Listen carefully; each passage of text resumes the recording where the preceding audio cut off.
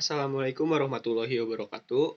Nama saya Windu Faryana dari kelas I Hukum Laut. Dan ini tugas untuk memenuhi ujian tengah semester. Jadi di sini saya akan mengambil tema yaitu pencemaran laut oleh kapal asing di alur laut kepulauan Indonesia. Jadi sebelumnya apa sih alur kepulauan laut Indonesia itu? Alur kepulauan laut Indonesia atau biasa disebut ALKI adalah alur laut yang ditetapkan sebagai alur untuk pelaksanaan hak lintas alur laut kepulauan Indonesia berdasarkan Konvensi Hukum Laut Internasional. Alur ini merupakan alur untuk pelayaran dan penerbangan yang dapat dimanfaatkan oleh kapal atau pesawat asing di atas laut tersebut untuk dilaksanakan pelayaran dan penerbangan damai dengan cara normal. Penetapan ALKI dimaksudkan agar pelayanan dan penerbangan internasional dapat terselenggara secara terus-menerus, langsung, dan secepat mungkin, serta tidak terhalang oleh perairan dan ruang udara teritorial Indonesia. ALKI ditetapkan untuk menghubungkan dua perairan bebas, yaitu Samudra Hindia dan Samudra Pasifik. Semua kapal dan pesawat udara asing yang mau melintas di atas atau ke utara atau ke selatan harus melalui ALKI. Jadi jika ada kapal asing atau pesawat udara yang melintasi yurisdiksi untuk jurisdiksinya Indonesia harus mempunyai izin dan harus melewati ALKI ini. Sebelumnya ALKI ada berapa sih? ALKI itu ada 3. Yang pertama itu ada di sebelah ALKI itu ada di sebelah Indonesia Barat, Tengah, dan Timur.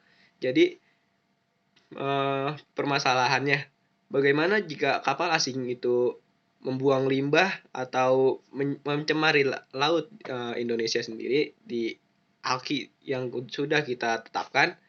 Jadi dalam pasal 104 Undang-Undang 32 tahun 2009 ini mengatur tentang UU PPLH atau Undang-Undang Penyelenggaraan Lingkungan Hidup.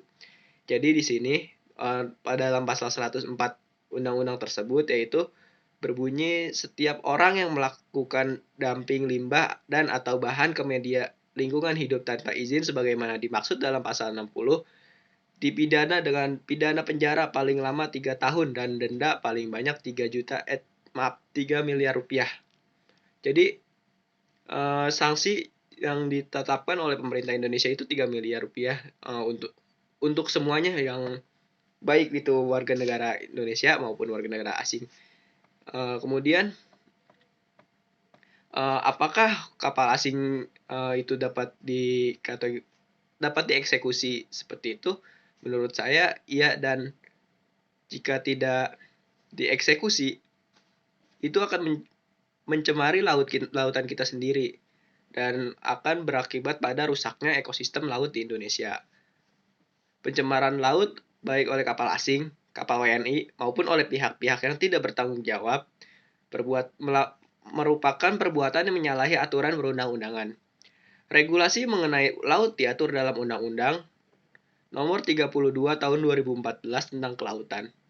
Lalu berdasarkan pasal 52 ayat 3 menyatakan bahwa proses penyelesaian sengketa. Nah, di sini jika ada sengketa atau di sini kan pencemaran laut nih. Jika ada sengketa, proses penyelesaian sengketa dan penerapan sanksi pencemaran laut sebagaimana dimaksud pada ayat 1 dan 2 dilaksanakan berdasarkan prinsip pencemar membayar dan prinsip kehati-hatian. Jadi prinsip kehati-hatian ini yang dikhawatirkan takutnya timbul gejolak-gejolak politik. Jadi negara akan rugi bila di kemudian hari timbul gejolak-gejolak politik yang tidak diinginkan. Nah, di sini dalam hal ini diperlukan agar kelestarian dan keadilan dapat ditegakkan. Apalagi jika pelaku pencemaran merupakan WNA yang berpotensi menimbulkan perselisihan besar antar dua negara. Jadi di sini kita harus